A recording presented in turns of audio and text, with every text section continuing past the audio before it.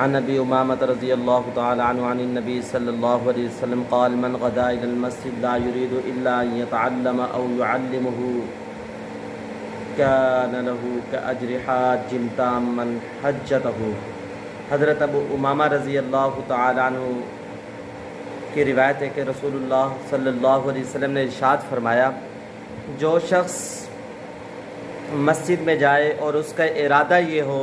کہ وہ دین کی بات کو سیکھے گا یا سکھائے گا تو اللہ تعالیٰ اس کو ایک مقبول حج کا ثواب عطا فرماتے ہیں۔ حضرت ابو امامہ رضی اللہ تعالیٰ عنہ کی روایت ہے کہ رسول اللہ صلی اللہ علیہ وسلم نے ارشاد فرمایا، جو شخص اچھی طرح وضو کر کے اور گھر سے نماز کے ارادے سے نکلتا ہے تو اس کو اللہ تعالیٰ ایسے ثواب عطا فرماتے ہیں جیسا کہ کوئی احرام باندھ کر حج کے لیے جاتا ہے، اس کو اللہ تعالیٰ ایک حج کا ثواب عطا فرماتے ہیں۔ اور جو شخص چاش کی نیت سے اپنی جگہ سے مشقت اٹھا کر جاتا ہے چاش کی نماز پڑھنے کے لیے، اللہ تعالیٰ اس کو عمرے کا ثواب عطا فرماتے ہیں۔ حضرت انس رضی اللہ تعالیٰ عنہ کی روایت ہے کہ رسول اللہ صلی اللہ علیہ وسلم نے ارشاد فرمایا، جو شخص فجر کی نماز باجماعت ادا کرے اور پھر اسی جگہ بیٹھے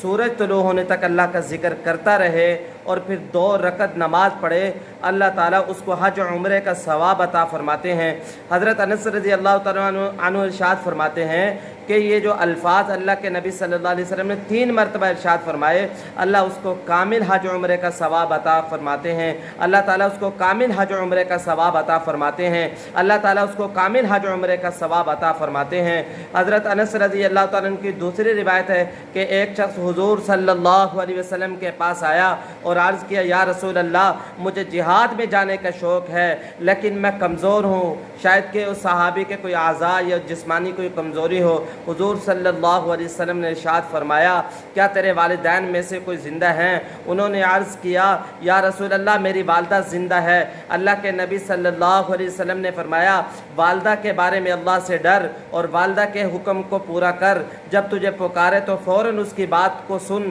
اور اس کی بات کا جواب دے۔ یہ ایسے ہے گویا کہ تو نے حج کیا، گویا کہ تو نے عمرہ کیا، گویا کہ تو نے جہاد کیا۔ میرے محترم بھائیو، دوستو، بزرگوں، جو شخص ایسے ہیں جن کے پاس مال، استطاعت اور چیزیں نہیں ہیں اور وہ حج عمرے کے لیے نہیں جا سکتے، وہ روزانہ 2 رکعت نماز